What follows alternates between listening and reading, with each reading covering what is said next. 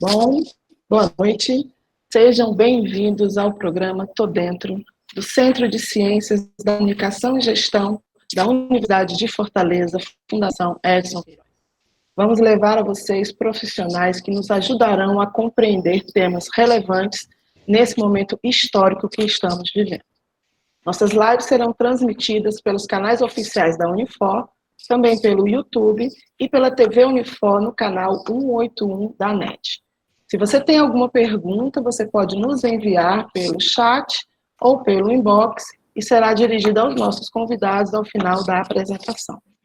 Essa live é realizada pelo curso de Ciências Contábeis e conta com o apoio do Núcleo de Eventos do CCG da Unifor, a quem eu faço meu agradecimento em nome da professora Milena Uip, coordenadora do curso de Eventos da Universidade de Fortaleza, e estendo a toda a equipe da TV Unifor. Também agradeço em especial à professora Daniele Coimbra, diretora do nosso CCG.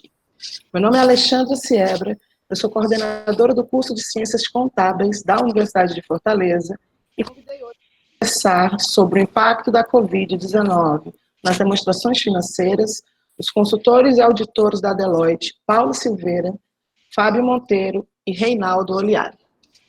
Fábio Monteiro é sócio da Deloitte na área de Valuation e Modeling, graduado em Engenharia Mecânica e Ciências Contábeis pela USP, possui pós-graduação em Administração de Empresas pela FGV São Paulo.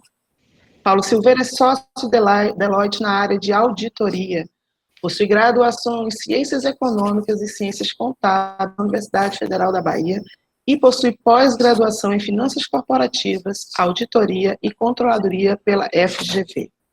Reinaldo Oliari é sócio da Deloitte na área de Assurance and Account Advisory, com graduação em Ciências Contábeis pela USP e Executive MBA pelo Brazilian Business School. Sejam todos muito bem-vindos, é uma honra receber vocês em nossa live. E para começar, eu passo a palavra ao senhor Paulo Silveira para nos informar tudo que é importante nesse momento, que a comunidade, a sociedade saiba sobre como a pandemia ela pode impactar na contabilização patrimonial das empresas e como a auditoria pode nos ajudar nesse processo de orientação e de validação e transparência das informações das demonstrações. Boa noite e sejam bem-vindos. Boa noite, Alexandra. Obrigado pelo convite que vocês fizeram. Espero que todos estejam bem, seguros, com saúde, assim como todos os seus familiares. Espero também que vocês não estejam como eu, engordando a cada dia aqui no home office. É difícil a gente trabalhar dessa forma, mas é o que a gente vai seguir ao longo de alguns meses, né? Bem, meu nome é Paulo Silveira, eu sou sócio da Deloitte aqui, tenho 20 anos de experiência na auditoria e consultoria, né? O objetivo inicial desse encontro era de apresentar pessoalmente alguns temas contábeis, e também a Deloitte para vocês, isto é, para os alunos da Unifor, antes da pandemia. Então, depois a coordenadora Alexandra nos convidou para fazer uma live, transformar esse evento que era pessoal em uma live, e agregamos também o tema do momento, né, que estamos sendo muito solicitados pelos nossos clientes, que é o impacto da pandemia nas demonstrações financeiras. Bem, falar de demonstração financeira, talvez também falar um pouco da Deloitte, ele restringe um pouco a nossa área de atuação, né? A Deloitte ela foi originalmente, né, e fortemente atuante, e ainda é, na auditoria, mas também ela trabalha muito em consultoria tributária, finanças corporativas, riscos e outros. E nesse ano, assim, a gente está comemorando 175 anos de fundação, né, não só da Deloitte, mas do papel do auditor, né? O William Deloitte, ele foi quem fundou a auditoria há 175 anos atrás. Aqui no Brasil, a gente tem 100 anos, né? Na verdade, mais do que 100 anos, exatos 109 anos. São raríssimas aí as empresas que conseguem passar durante 100 anos.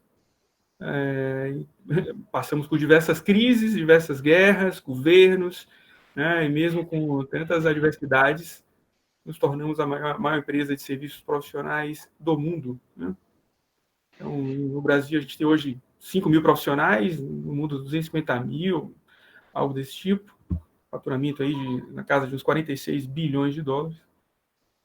E para falar com vocês, eu não tenho condições de falar sozinho da Deloitte e do que a gente, dos impactos também da pandemia. Eu trouxe aqui o Oliari, ele vai falar um pouco mais depois do Fábio Monteiro, que são 2 sócios, né? O Oliari trabalha muito na área de capital market, né? Auxilia as empresas em processo de abertura de capital, em temas contábeis complexos. E o Fábio Monteiro trabalha muito na finanças corporativas, valuation, IPO e tal. Eles podem um pouco mais falar da área deles, caso vocês, estudantes e o público em geral, queiram saber também, tá? Eu gostaria só de voltar ao primeiro slide, Oliari, o primeiro. Então, essa figura, ela está representando aí a abordagem que nós, como Deloitte, estamos fazendo, não só internamente, para transitar por essa crise, como externamente, estamos apresentando para os nossos clientes, para a comunidade em geral, que é responder, recuperar e sustentar. Uma abordagem interna e externa que define diversos conceitos e formas de como a gente tem que, como a gente pode passar por essa crise, né? Temos uma experiência vasta nisso, né? A gente está fazendo lives diárias aí no final da tarde com diversos outros sócios, né? A gente trouxe só 3 sócios aqui, então temos mais de 150 sócios que eles ajudam a gente na condução em cada uma dessas áreas, tá? Se você puder passar também para o próximo slide. E agora, falando um pouco aí do cenário que a gente está vivendo, né? Um momento de incerteza absoluta, uma crise aí sem precedentes. E nós, brasileiros, por termos uma desigualdade aqui muito forte, infelizmente, estamos sofrendo muito nesse impacto, né? Uma expectativa sobre definição de possível segunda onda da pandemia, né? Recuperação aí mais gradual da China, dos países asiáticos, impacto bem forte aí no mercado europeu, tem desafios aí para todos os lados, governos, empresas, pessoas, reflexos aí humanitários, sociais, enfim. Todo dia, vocês devem perceber, periodicamente, os economistas fazem uma nova previsão, né, para o PIB do Brasil. Todos, pelo menos, concordam que vai ter uma recessão, né? Previsões aí de 3%, 5%, 6%. Então, diante desse cenário, qual é o impacto dessa pandemia nas demonstrações financeiras? Você passa, por gentileza, para o próximo slide. O Fábio Monteiro, na sequência, depois desse slide, ele vai falar um pouco dos impactos setoriais, né, quais são os setores mais impactados, mas nós, como auditores, a gente tem que estar muito atento ao que requer a norma contábil, né? Então, de acordo com a norma internacional de contabilidade, o IAS-1, que é o correspondente ao CPC 26, ele requer que a companhia faça uma análise da continuidade operacional, no mínimo para os próximos 12 meses, né? E considerando todos esses fatores que a gente discorreu aí no slide passado, né? As governanças das empresas, elas estão nos procurando muito para debater sobre esse tema. Frequência. Eu tenho recebido diversas solicitações de reunião, obviamente são diversos calls e lives por dia, e nós, como auditores, a gente tem que estar muito atento a essas condições setoriais, assim como as condições internas de cada uma das empresas, para avaliar o possível quebra desse pressuposto, né? O nível de faturamento reduziu substancialmente, né? A lucratividade, ela de forma foi afetada, né? A companhia, ela possui reserva em caixa suficiente para sustentar por um grande período. Então, todos esses desafios, nós, como auditores, temos que fazer para sustentar aí a governança da companhia e publicar uma demonstração financeira com qualidade. E além do pressuposto da continuidade, né, nós auditores estamos nos deparando muito com análise de impairment de ativos, tanto financeiros quanto não financeiros. Então, os recebíveis, de fato, são realizáveis, né, com essa análise prospectiva de IFRS 9. Os ativos fixos são recuperáveis, né, os ágios, eles eles são recuperáveis? Então, temos discutido muito esse assunto com os nossos clientes. Isso é um tema de debate frequente, e que a gente tem que estar muito atento nessas discussões sobre going concern, sobre impairment. Tá? Eu acho que Oliari, você pode, por gentileza, passar? Acho que o Fábio, na sequência, pode falar um pouco mais sobre os impactos aí por indústria, né, Fábio? Fique à vontade. Boa noite, boa tarde, boa noite. Estamos aí na transição da tarde para a noite. Meu nome é Fábio Monteiro, como o Paulo colocou, um prazer estar falando com vocês sobre esse tema, falando sobre teste de impairment, né? É um pronunciamento contábil que está muito, vamos dizer, ligado a aspectos econômicos das entidades. Então, o que acontece, vamos dizer, na economia, no ambiente de negócios, ele acaba se refletindo muito dentro da contabilidade, especificamente no teste de impairment. Existem outros pronunciamentos também que são muito afetados pelo ambiente econômico, mas particularmente o teste de impairment, né? E, bom, o que a gente pode dizer sobre essa crise, sobre a questão da Covid, é que, infelizmente, ainda existem muitas incertezas, né? Enquanto não descobrirmos uma vacina que se mostre eficiente ou um medicamento que consiga combater o vírus, como foi no caso da H1N1, né, que descobriram medicamento, inclusive eu fui vítima da H1N1, me lembro muito bem que eu tomei esse medicamento e na hora eu já comecei a me sentir bem, incrível. Infelizmente, esse não é o caso da Covid por enquanto. Não sabemos se isso vai continuar dessa forma, né? Torcemos para que os estudiosos, os pesquisadores consigam descobrir uma vacina que se mostre efetiva, né? Enquanto isso não acontecer, a gente não sabe muito bem,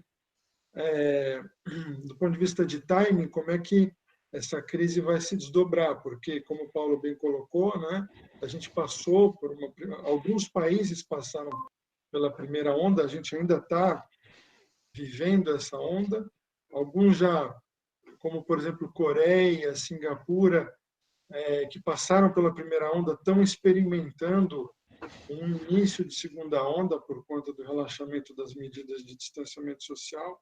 Então, é uma situação, é uma grande incerteza. A gente não sabe muito bem o que vai acontecer. E os efeitos da crise, dessa situação, dessa pandemia, eles se desdobram no ambiente de negócio de maneiras muito distintas. Existem negócios que estão sofrendo demais, como, por exemplo, o setor de entretenimento, e aí a gente está falando de hotéis, de espetáculos, de shows, de eventos esportivos. A indústria de aviação também, que está muito ligada ao entretenimento, ao turismo. E tem setores que estão até navegando melhor do que estavam antes, como, por exemplo, setores de e-commerce, né? Plataformas de comércio eletrônico. Hoje em dia, muitas pessoas, eu inclusive, agora me tornei um grande usuário de e-commerce, porque eu não saio mais de casa, e faço todas as compras através de portais eletrônicos, seja para compra de medicamentos, para compra de alimentos, o que for. Então, essas empresas que têm plataforma de transação eletrônica, elas eu acho que estão navegando relativamente bem na crise. Assim, por exemplo, como empresas no setor de educação à distância, né? Que é o que a gente está fazendo aqui, de certa forma, a gente está passando conhecimento à distância. Eu estou em São Paulo, o Oliari, eu acho que está em São Paulo também, o Paulo está em Salvador, e vocês, imagino que estejam em Fortaleza ou até em outras cidades. Então, vamos dizer, o ensino à distância, eu acho que ele tende a se fortalecer. Essa crise, ela veio, vamos dizer, reforçar essa tendência, já era uma tendência, eu acho que ela fica reforçada. Outros setores, por exemplo, como o setor de infraestrutura de telecom, para a gente poder fazer essa live aqui, a gente está consumindo banda larga, e é muito provável que essas empresas de fornecimento de infraestrutura, né, provedoras de infraestrutura de telecom, vão ter um aumento de demanda.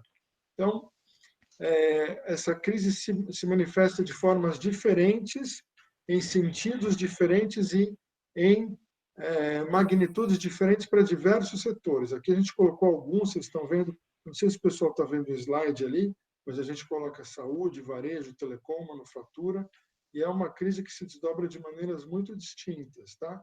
E o período, quer dizer, a duração da crise no tempo também, não sabemos. Muitos dizem que é uma crise de 1 ano, 18 meses, mas a verdade é que a gente não sabe muito bem como é que isso vai acabar se desdobrando, né? Eu vou pedir a gentileza, não sei quem está pilotando a apresentação, mas se puderem passar para o próximo slide, onde eu apresento 3 gráficos do comportamento da Bolsa de Valores, para vocês poderem ver como está sendo dramático, o impacto dessa crise, né? No começo do ano, lá em janeiro, a gente estava acabando de nos recuperarmos do Réveillon, não se ouvia muito falar sobre isso. Ao longo do mês de janeiro, a gente começou a escutar notícias de um surto numa determinada província da China, que estava se alastrando de uma forma rápida e causando mortes, mas ninguém dava muita bola para isso, né? Tanto é que passou mês de janeiro, passou fevereiro, a gente entrou no carnaval, e aí, quer dizer, de surto passou para epidemia.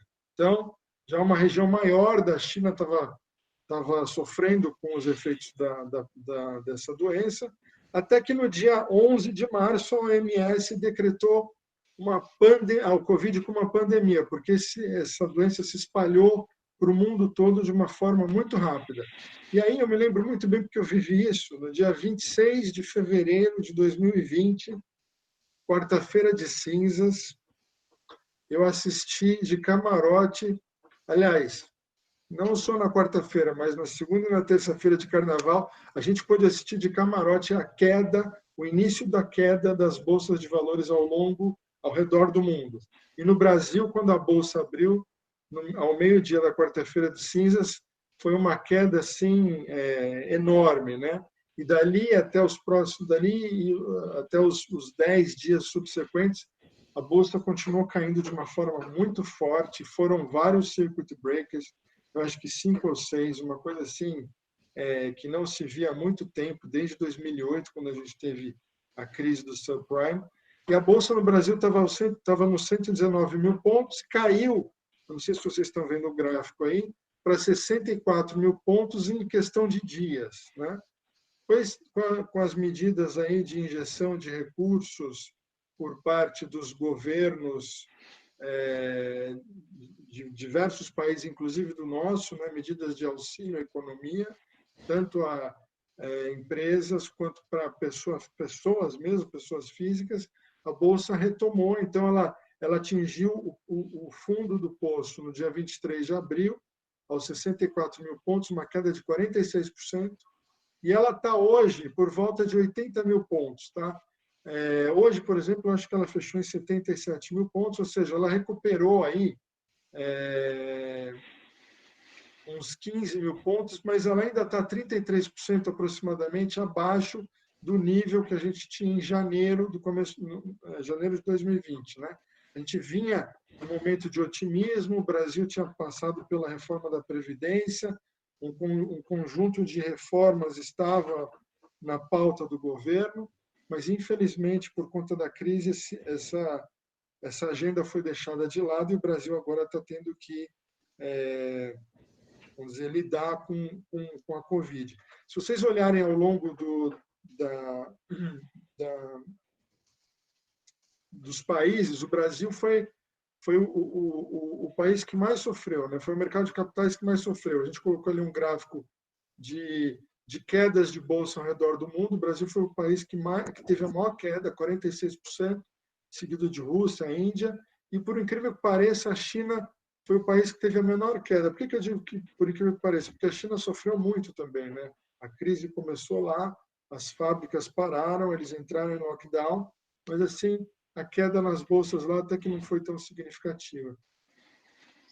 E, novamente, falando um pouco sobre a diversidade do impacto na crise nos setores, Esse gráfico da direita ele mostra quanto é que cada setor caiu. Embora a Bolsa tenha caído no consolidado, no pior momento, 46%, existem empresas que tiveram quedas maiores e também menores. O setor de óleo e gás, por exemplo, que tem como maior representante a Petrobras, foi o setor que mais sofreu. E não sei, assim, isso se explica porque, não sei se vocês vão se lembrar, acredito que sim, porque é um evento recente, junto com a Covid, a gente teve aquela guerra de preços, né, entre a Arábia Saudita e Rússia, que são dois dos maiores produtores mundiais de petróleo, e, quer dizer, essa guerra de preços combinada com uma redução drástica de demanda por combustível fez com que as ações de empresas do setor de óleo e gás despencassem de uma forma assim muito forte. E ali vocês veem todos os demais setores, setor imobiliário, por exemplo, muito fortemente representado na Bolsa Brasileira por shopping centers, né? Estão fechados a grande maioria, então eles estão sofrendo demais. E também os setores que menos sofreram, supermercados, drogarias, como é mais ou menos como diz o bom senso, né? Em linha com o nosso bom senso. Basicamente hoje nós, pessoas físicas, reduzimos o nosso consumo basicamente para alimentos e medicamentos. Então esses setores são os que menos estão sofrendo. Outros setores vão sofrer mais lá na frente por conta do aumento do desemprego e efeitos, desdobramentos da crise, né? Então, isso se reflete de uma forma muito importante nas demonstrações financeiras, né? Agora, é importante a gente ter em mente o seguinte, embora seja uma crise relevante, é importante separar o que é preço do que é valor. Se o Eliário puder passar para o próximo slide, o que eu quero dizer com isso? Embora o valor das empresas na Bolsa de Valores tenha caído bastante, o teste de impairment ele é feito através do desenvolvimento de um exercício de fluxo de caixa projetado. Então, você projeta diversos anos, né, as receitas da entidade que você está fazendo o teste, você projeta os custos, as despesas, a necessidade de capital de giro, os investimentos em manutenção do ativo. E, quer dizer, as empresas estão sofrendo muito hoje, mas pode ser que no longo prazo isso haja uma recuperação. Esses gráficos que eu estou mostrando nesse próximo slide, eles ilustram mais ou menos isso, né? No curto prazo, existe uma expectativa de que o PIB no Brasil vai cair muito, e não só no Brasil, mas como em outros países também. Isso é um efeito global. No Brasil, já se fala hoje em 5%, 6%, já ouvi falar até em 10%, a depender de como se comportar essa crise no Brasil. Porque aqui, quer dizer, além da crise causada pelo Covid, a gente ainda vive uma crise política forte. Inclusive, hoje mesmo, o ministro da Saúde, o Nelson Teich, pediu demissão. Isso traz, vamos dizer, uma insegurança para o ambiente de negócios, e isso acaba se repercutindo no desempenho das empresas, de certa forma, né? Então, o que se espera é que no curto prazo a economia sofra muito, mas que no longo prazo isso se recupere, né? Esse gráfico da esquerda, por exemplo, ele mostra justamente isso, a opinião dos analistas com relação ao desempenho do PIB no curto prazo, que é a linha verde, que tem uma queda abrupta ali no mês de março e abril, e a previsão desses mesmos analistas para a projeção do PIB em 2023, que é aquela curva verde escuro. Se vocês repararem, a curva verde escuro ela se mantém, mesmo nos dias atuais, não houve uma mudança significativa, na opinião dos analistas, com relação ao crescimento do PIB do Brasil no longo prazo. Então, quando eu digo que preço é diferente de valor, pode ser que não necessariamente as empresas, todas elas apresentem um impairment no seu balanço, tá certo? Porque para aquelas empresas onde o valor está muito no futuro, né, nos anos, dentro da projeção, nos próximos anos, pode ser que elas não sofram tanto, tá? Então, isso é importante de ter em mente. Nesse gráfico da direita, por exemplo, pulando do meio para a direita, ele mostra mais ou menos isso que eu estou falando. Esse gráfico ele foi montado com base numa pesquisa que foi realizada com analistas de renda variável que cobrem o mercado acionário europeu, pediram para esses analistas fazer uma previsão, né, de como é que seria o lucro líquido das empresas que eles acompanham após a crise, e compararam essa previsão que eles mesmos fizeram antes da crise. Então, se vocês repararem, o lucro líquido das empresas após a crise, segundo as previsões dos analistas, para 2020, ele sofreu uma queda de 15%, aquele gráfico de barras, a primeira barra ali do gráfico da direita. E na medida em que os anos vão passando, continua existindo, vamos dizer, uma expectativa de que o lucro líquido das empresas vai ser menor do que o período pré-crise, mas, se vocês repararem, existe uma tendência de recuperação. Então, assim, o que eu posso falar para vocês é que no momento de desenvolvimento do teste de impairment, é muito importante para a gente olhar como é que o setor que eu estou analisando, quais são os impactos da crise para esse setor que eu estou analisando? Será que são impactos que são apenas pontuais e depois esse negócio segue uma tendência de recuperação? Ou será que eu vou ter impactos no longo prazo também? Porque essa crise, de certa forma, está mudando o jeito das pessoas, o comportamento das pessoas. Será que algumas dessas mudanças vieram para ficar? Ou será que são mudanças temporárias? Essa é uma pergunta que vale $1 milhão. Se alguém souber responder, eu acho que existem algumas indústrias que vão sofrer muito. Mas a minha esperança é que, uma vez descoberta uma vacina ou um medicamento, mesmo essas empresas como o setor de entretenimento, o setor aéreo, eu acho que elas vão se recuperar sim, mas mais lá na frente. E outras empresas vão se sair bem até na crise, vão até eventualmente melhorar, vão aumentar de tamanho, vão acabar adquirindo outras empresas. Então, basicamente, no meu lado aqui, os aspectos econômicos, né, do teste de impairment, a mensagem que eu gostaria de deixar é que essa crise ela vai impactar os negócios de maneiras diferentes e, vamos dizer, e distribuído ao longo do tempo de forma diferente também. Alguns vão sentir mais agora no começo, mas vão se recuperar. Outras vão se dar até muito bem agora, mas a tendência com a medida que o tempo se desenrola é que elas vão entrar numa normalidade e vão atingir aí uma estabilidade. E isso vai variar de empresa por empresa, setor por setor e ao longo do tempo de uma maneira distinta. É isso. Oliari, passo a bola para você, eu acho, agora. Bom, pessoal, São Paulo. tá ok. Bom, boa noite para todo mundo. Acho que obrigado à professora Alexandra pela oportunidade para falar um pouquinho com vocês. Eu acho que, pelo tempo, a gente vai dar relevância para os temas contábeis para falar. Então, o Paulo colocou bem aí a parte de going concern, que eu acho que é algo que as empresas têm que pensar se elas vão ter ou não risco de continuidade, e isso muda toda a base de mensuração.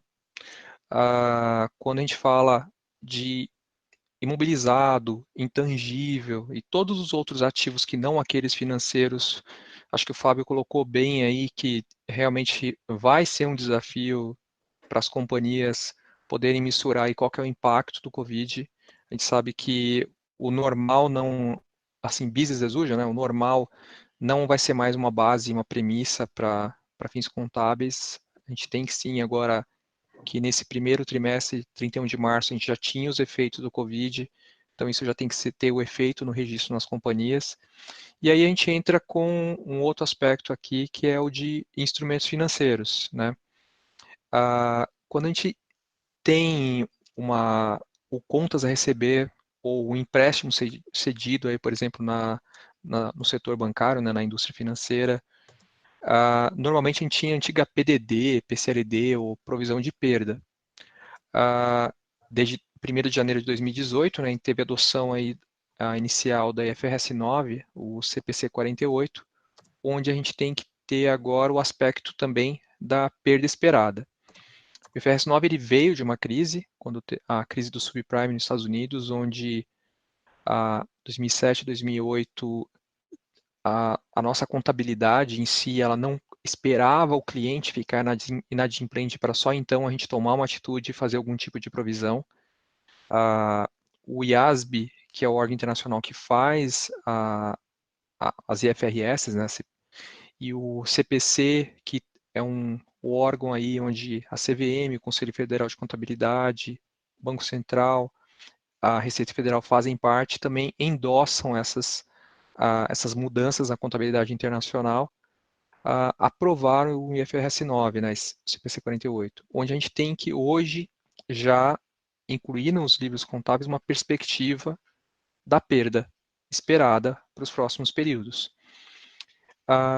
O grande reflexo que a gente tem é que, apesar do cliente ainda não estar inadimplente, você já tem sim que fazer um aumento de provisão.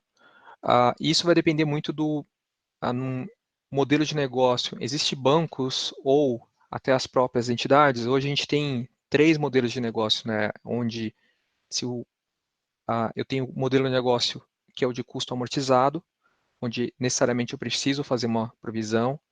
Eu tenho um modelo de negócio que a gente é Held, Collect and Sell, né? Ou eu tenho manter os fluxos de caixas para receber principal e juros ou vender, onde esse instrumento financeiro ele tem que estar marcado a mercado, né? Eu tenho que mensurar ele a valor justo, e as variações do valor justo são contabilizados no patrimônio líquido, lá em outros resultados abrangentes.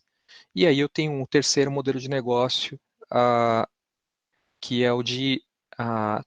são os outros modelos, seja por trading, né, por negociação contínua de instrumentos financeiros, ou os outros ativos que não necessariamente eles são ativos simples.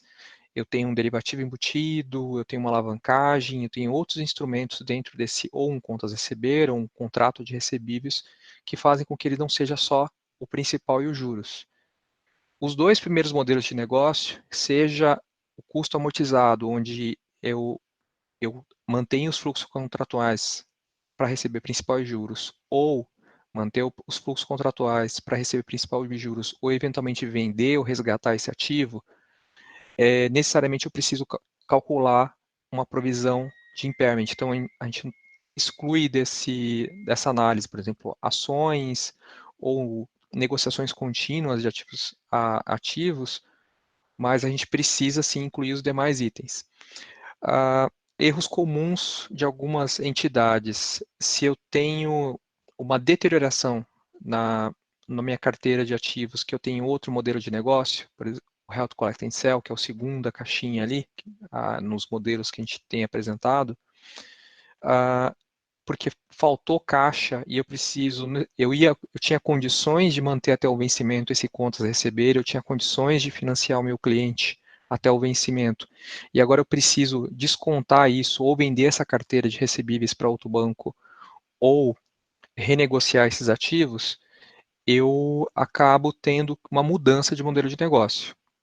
Venda de recebíveis, porque os clientes potencialmente vão ficar inadimplentes, ou seja, uma deterioração da qualidade do crédito, um aumento de risco de crédito, esse não descaracteriza. Então, esses são alguns erros que eu já tenho identificado em alguns clientes, onde é um ponto de atenção aqui para nós contadores e para nós auditores, né? Também aqui que a gente, eu e o Paulo aí, né, e o Fábio, a gente participa também como suporte à auditoria, e o Paulo principalmente está na linha de frente aí de diversos clientes. Eu acho que, de uma maneira geral, vão ter várias alterações de contratos, a negociação de empréstimos, negociação dos recebíveis, e aí, olhando pelo lado da companhia, se eu tenho um empréstimo, um passivo ali, e eu tenho uma negociação cuja o valor que eu tenho seja mais que 10%, eu tenho praticamente que reconhecer esse ativo e reconhecer ele novamente, então eu vou ter um impacto imediato se eu consigo estender o prazo do meu empréstimo, ou eu consigo uma redução de taxa de juros. Eu necessariamente preciso contabilizar e não no resultado nesse exercício, e não mais como na norma anterior, que era o CPC 38 e S 39, eu poderia linearizar isso no saldo remanescente dos contratos. Isso, para algumas empresas que não têm sistemas parametrizados para fazer esse tipo de alteração, é um impacto substancial, não é exatamente um cálculo tão simples, e às vezes sai fora do radar ali da contabilidade e acaba incorrendo em erro contábil. Para as empresas não é tão comum, é mais as empresas de grande porte, Hedge Account, os derivativos que a gente tem atrelado a isso por conta do Covid, primeiro que para pegar novos derivativos, os preços estão absurdos, está muito difícil o negócio de derivativos nesse momento, e em outros casos, contratos de longo prazo não têm liquidez, os bancos nem estão oferecendo mais. Então, enquanto a gente está num cenário de muita volatilidade, a gente não sabe qual que é o dólar futuro, qual que é o dólar que eu vou ter para 3, 6 meses, os bancos acabam precificando essa taxa futura muito alta e acaba sendo inviável para algumas estratégias de hedge. Então, esse é um ponto aí também que, para quem tem hedge account, vai ter um nível de ineficiência que acho que vai acabar afetando a contabilidade, e para aquelas companhias que pretendiam entrar em uma estratégia de hedge account, começa a ficar um pouco mais difícil nesse ambiente que a gente está agora, de muita incerteza e falta de liquidez nos bancos. Você tem anteriormente conseguia, que é o mais comum, fazer uma dívida em dólar e um contrato de swap para converter isso para reais. Esse contrato de swap hoje ele fica muito caro para você conseguir fechar uma dívida no exterior. Então as companhias estão esperando um pouquinho mais aí para entrar nesses contratos. Outro ponto de atenção, uma nova novinha e fresquinha, que é o IFRS 16 ou CPC 02 na segunda revisão aí, que é a norma de leasing ou arrendamentos, né? Tem uma questão de modificação contratual, onde caso não estava previsto nos contratos de aluguel ou arrendamento, lugar de imóvel, lugar de impressora, empilhadeira, tem de todos os outros arrendamentos aí onde os contratos se qualificam dentro da norma, se não estava previsto lá eventos de força maior ou algum item onde dava trigger para alguma negociação entre o arrendador e o arrendatário, essa nova negociação faz com que eu tenha que reconhecer todo o ativo do direito de uso e do passivo que eu tenho desse arrendamento e reconhecer ele novamente com as novas taxas. E esse impacto no resultado, como a gente às vezes tem contratos de arrendamento de terra, 30 anos, já vi alguns de 50 anos, arrendamento de 20 anos para supermercado de imóveis, quando você tem essas alterações no fluxo de caixa, sem estar previsto no contrato, isso dá um impacto substancial. Taxa de desconto para os novos contratos, a Selic toda hora cai, e agora o Copom está com perspectiva de mais 0,75 para daqui a 30 dias, se isso pode mudar eventualmente. Então, para os novos contratos, nas renegociações eu tenho que usar a taxa vigente de desconto. Então isso traz sim um impacto significativo aí e não é um cálculo tão simples para o contador fazer. E os sistemas que tem hoje no mercado, os mais simples, a maioria não consegue se adequar a essas mudanças de taxa. Então a gente está num cenário de estresse, onde as companhias acabaram de implantar um sistema e as alterações a gente não consegue contabilizar de maneira apropriada. Então aí um ponto importante aqui é que o IASB e o CPC provavelmente vai adotar, até o dia 8, a semana passada, tinha um exposure draft, uma minuta da norma, que daria um alívio para os contadores, para que essas modificações que eu tivesse no contrato, como exceção, exclusivamente durante o período de junho a dezembro, fossem tratados como um aluguel variável, algo assim. E aí eu não teria que reconhecer e contabilizar todos esses impactos. Então, lá no site do IASB, depois a gente vai passar a apresentação completa para vocês, além dessa aqui. Tem um link lá para quem quiser aprender um pouquinho mais e ter as informações do que o IASB está aceitando fazer de flexibilização aí de modificação contratual de arrendamentos. E eu acho que eu selecionei essas duas normas aqui que são as mais relevantes. Nesse link aqui, de treinamentos FRS no site do IES Plus. Tem todos os treinamentos para que vocês possam fazer de maneira gratuita, tem do IFRS 9, tem de IFRS 16, tem vários materiais lá. No site da Deloitte, a gente tem do Brasil, tem um centro que a gente criou de combate ao Covid-19, com vários insights em português aqui, para ajudar tanto os alunos quanto as companhias para entender aí as complexidades. No centro de informações também dos Estados Unidos e de UK, para cada um, dependendo da região, Europa ou Estados Unidos, então tem material específico para aquela região, então tem bastante material assim, de boa qualidade para quem tiver interesse e quiser explorar um pouquinho mais o conhecimento de vocês, e fica também os nossos contatos aí, à medida do possível a gente responde, a gente recebe bastante e-mail, né, mas eu sempre respondo aí, assim como o Fábio e o Paulo aqui. A gente fica com contato aí para vocês. Bom, acho que a sensação de todos, assim, também foi brilhante a explanação de vocês, muito esclarecedora, reflexões profundas, né, realmente do que a gente espera observar nas demonstrações, no mercado. E aqui a gente tem algumas perguntas que eu vou passar para vocês. Uma delas uma preocupação constante com a questão do negócio funcionar sem a ameaça de liquidação para um futuro próximo. Então, como considerar essa perspectiva nesse cenário agora da pós-pandemia, e quais seriam, talvez, os setores mais impactados, baseado, acho que, muito no que o Fábio falou também.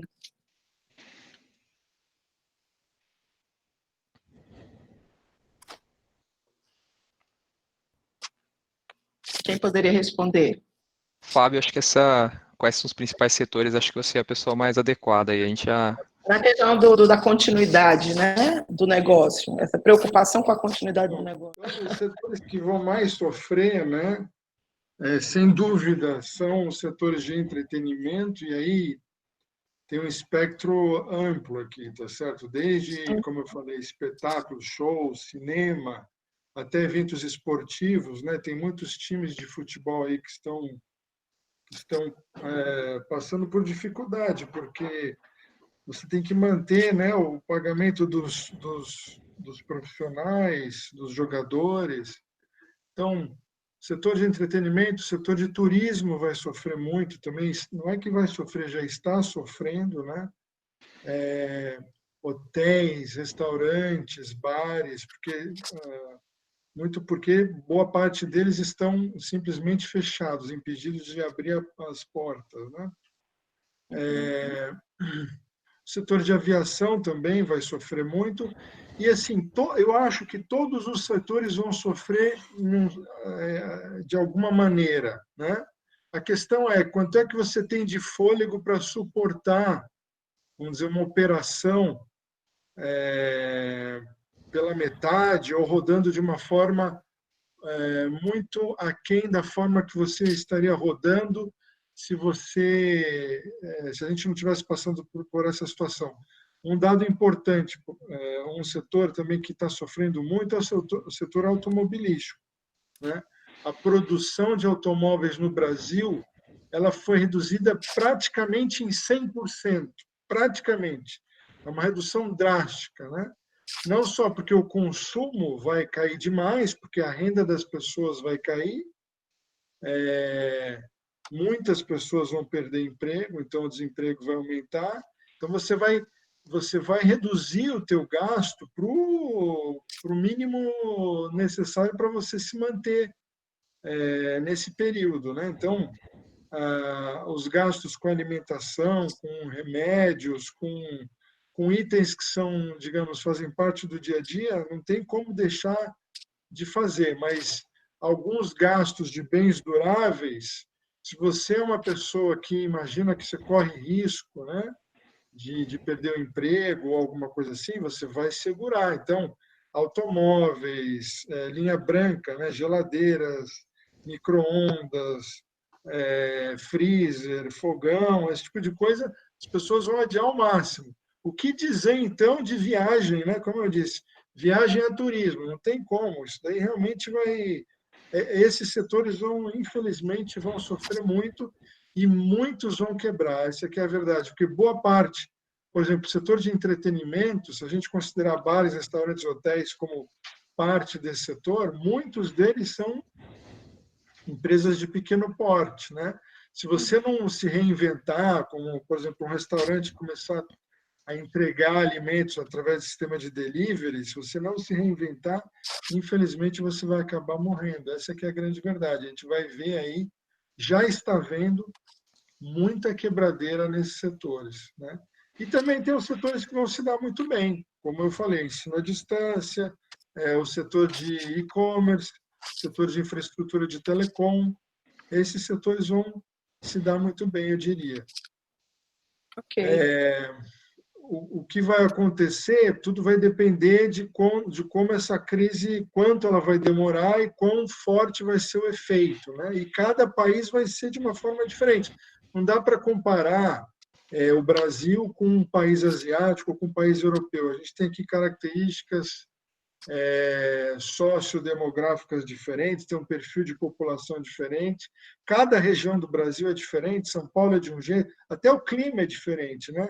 A região sul tem um clima diferente da região nordeste, que é diferente do centro-oeste. Então, as densidades populacionais são diferentes. São Paulo é uma cidade muito verticalizada, existem outras cidades que são mais espalhadas, então não dá para fazer previsões muito precisas. O que a gente sabe, o que a gente está vendo é o que está acontecendo, né? Infelizmente, esses setores que eu mencionei sofrendo muito. Ok. A gente está com o tempo super reduzido, já são 10 para as 7, né? Então, assim, eu vou passar mais uma pergunta para vocês e depois a gente encerra com a fala de vocês. Uma pergunta de uma aluna do sétimo semestre, ela quer saber como fazer o teste de regulabilidade, o impairment, com relação às marcas que estão sofrendo o impacto da pandemia. Então, será que nesse momento do primeiro trimestre, do segundo trimestre, já é possível identificar a perda no valor desses ativos, no que se refere à marca das empresas, de alguns produtos que podem sofrer uma disrupção ou uma mudança drástica na sua atividade operacional, em decorrência dessas mudanças que a gente não sabe, né, o que vai acontecer, até quando a gente vai ficar nesse isolamento. Então, existe essa perspectiva de fazer um teste de recuperabilidade das marcas em tão pouco tempo? Vamos dizer, é muito difícil no momento, quer dizer, a gente vai, na medida em que o tempo vai passando, a gente vai tendo uma melhor ideia da profundidade e de quão crítica é a crise, tá certo? Então, assim, hoje, de fato, eu concordo com a colega, com a pergunta da colega, que hoje é mais difícil de nós fazermos algum tipo de previsão, porque não sabemos se a gente está no começo, no meio ou no fim da crise. Eu acho que no Brasil, eu imagino, e essa é uma opinião minha, tá? Não reflete a opinião da Deloitte, talvez não reflita a opinião nem do Oliari nem do Paulo, mas eu acho que, infelizmente, no Brasil a gente está no começo da crise. Essa é uma visão minha. Então, eu acho que a gente vai sofrendo um pouquinho. Eu tenho acompanhado o número de mortes ainda crescendo, né? Vocês também. A gente vai entrar no período mais frio de inverno. Na verdade, não se sabe se a temperatura influencia positivamente ou negativamente na disseminação dessa doença. Eu imagino que sim, mas é uma visão de um leigo, tá? Então, eu acho que a gente muita água vai correr por debaixo da ponte. Embora seja difícil fazer previsões, eu acho que algumas coisas a gente consegue mensurar sim. Porque, por exemplo, sabe-se hoje que vai haver uma queda do PIB, tá certo? Se esse negócio, cuja marca é objeto do teste de impairment, é um negócio que tem uma correlação muito forte com o PIB, eu acho que é possível você já desenvolver alguns cenários correlacionando, digamos, o comportamento das vendas desse negócio à queda do PIB que se espera. Então,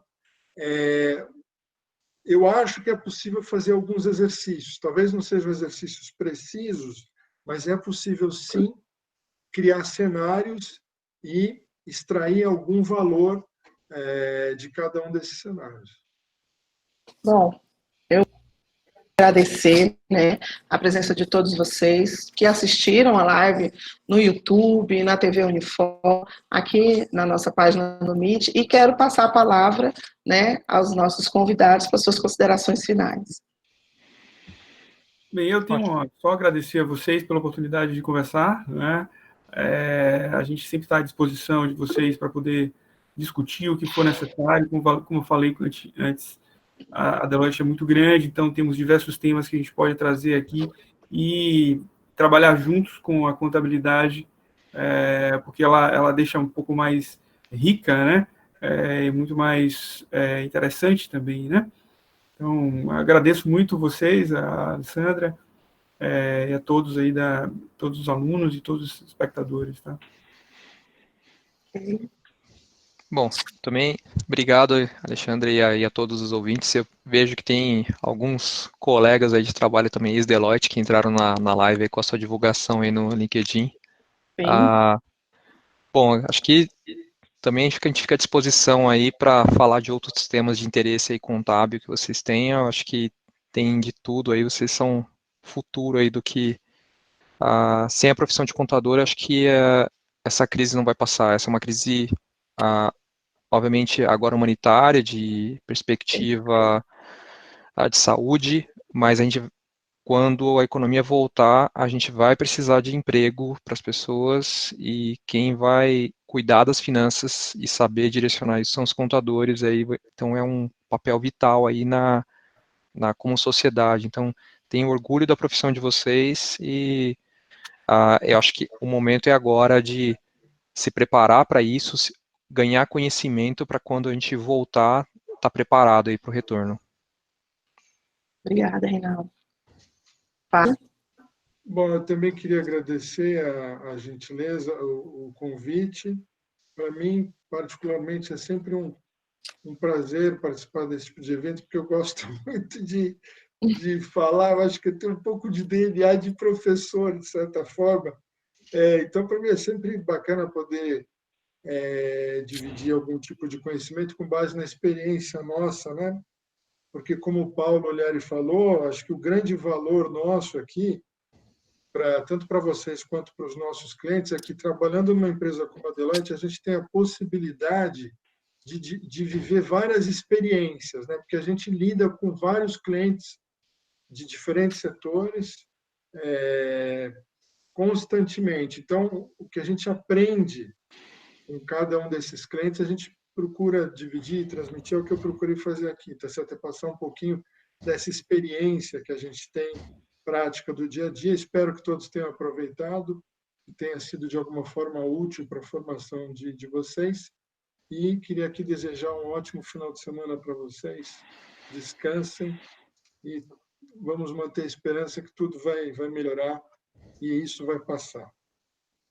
Bom, eu só tenho a agradecer, eu como pedagoga e contadora, primeiro contadora e depois pedagoga, mais uma eterna estudante, pesquisadora, como falei, eu sou estudante de doutorado, e acho que por meio da pesquisa, do conhecimento, a academia, juntamente com o mercado e os profissionais, a gente precisa ter essa conversa, esse diálogo tem que ser constante.